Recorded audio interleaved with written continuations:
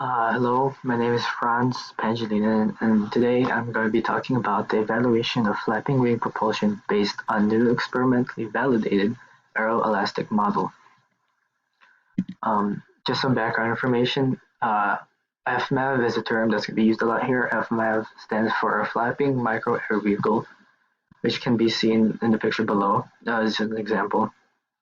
Advantages of FMAVs include their small size, low velocity, and high agility and maneuverability. They are small ornithopters. Big scale can be seen up here.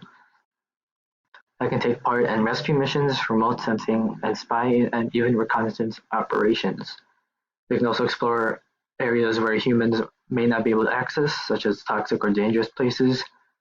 And in those areas, they can do some air quality sampling, utility inspections, such as like pipes or like power lines, installation of small pieces, and examining small spaces such as like in towers or buildings. What is already known? Past models contained rigid lump bodies which affected the elastic nature of the flapping wing, so they knew that they had to adjust something with the body itself.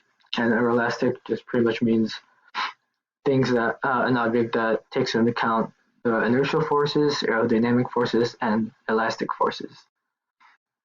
They also determined before that the torsional deformation of the wing has been proven to have significant effect on aeroelastic analysis. Just by adjusting the stiffness a little bit has revealed to increase efficiency gain by 40%. And this was a wing that they started with. These little strips here are strips that help the wing bend when depending on upward or downward forces. Each strip can bend separately from another strip depending on the magnitude of the force that's acting upon it. Improvisation. The purpose of this experiment or these experiments was to determine the most efficient structure of FMAVs that maximize both thrust and lift. They also account for like wing mass, acceleration, and stiffness. And this model up here, they took the first wing that they had and it connected to a gear, which in turn helped them observe how it reacts when it's going up or down. And by that machine, they were able to determine the instantaneous wing deformations and forces applied by flapping, which in turn helped them maximize or like adjust how elastic the wing should be. And from here, they also determined that by simply increasing or decreasing input power will not lead to better performance. Contributions of mass distribution, flapping profile, elasticity, and geometry had to be taken into account. And they were able to determine that from this power input equation down here. From the previous uh,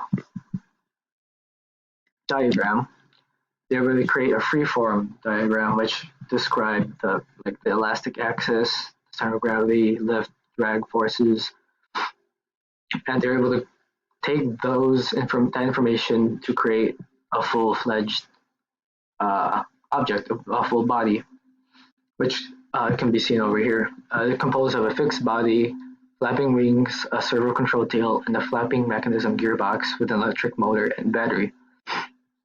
And from testing this contraption out, they just found out that by changing the input voltage, they were allowed to calculate the average thrust generated versus frequency.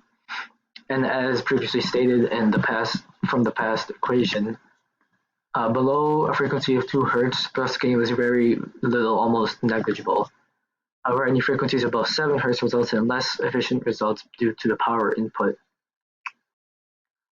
From there, they moved on to simulation in MATLAB, and from coding like as equations here, like the forward force, normal force, and power input, they were able to determine like certain characteristics that may not have been easily changed in real life.